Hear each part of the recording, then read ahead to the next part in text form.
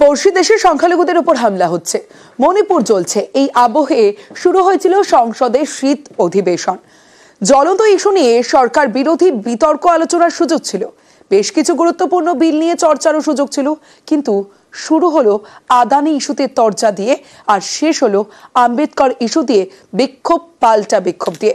শেষে হিসেব বলছে খরচ হয়ে গেছে প্রায় 150 কোটি টাকা।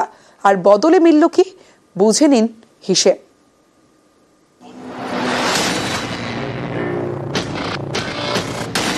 বছরে 3 বার সংসদের অধিবেশন বসে, বাজেট অধিবেশন, বাদল অধিবেশন, শীত অধিবেশন।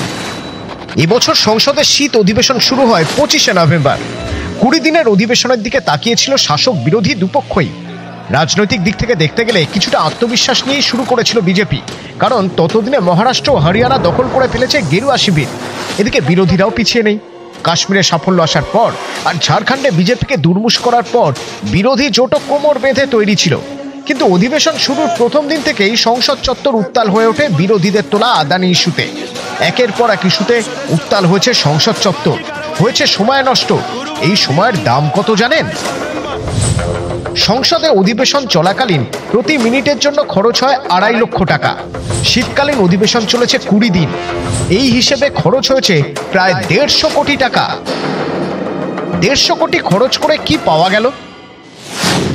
লোকসভায় বিল পেশ হয়েছে 5টি, পাশ হয়েছে 4টি। রাজ্যসভায় পেশ হয়েছে 4টি বিল, পাশ হয়েছে 1টি। শুধুমাত্র বিমান সংক্রান্ত একটি বিল 2 কক্ষেই পাশ হয়েছে।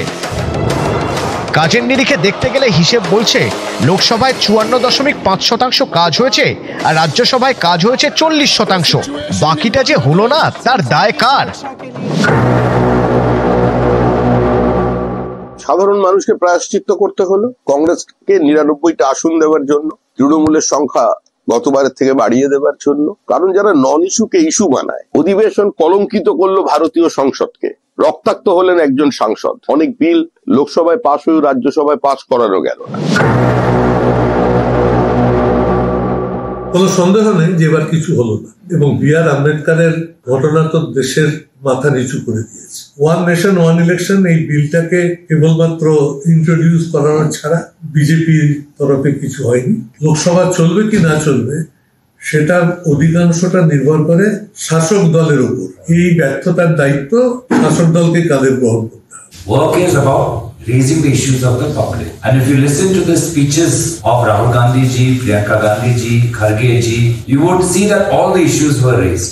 Or people should ask the BJP how many questions they answer. I think the opposition did its work, but not the government. এ বলে ওর দোষ, ও বলে এর দোষ। আর এসবের মাঝেই নথিতে লেখা থেকে যায় 2024 সালের শীত অধিবেশন খাতে খরচ হয়েছে প্রায় 150 কোটি টাকা। নিউজ 18 বাংলা।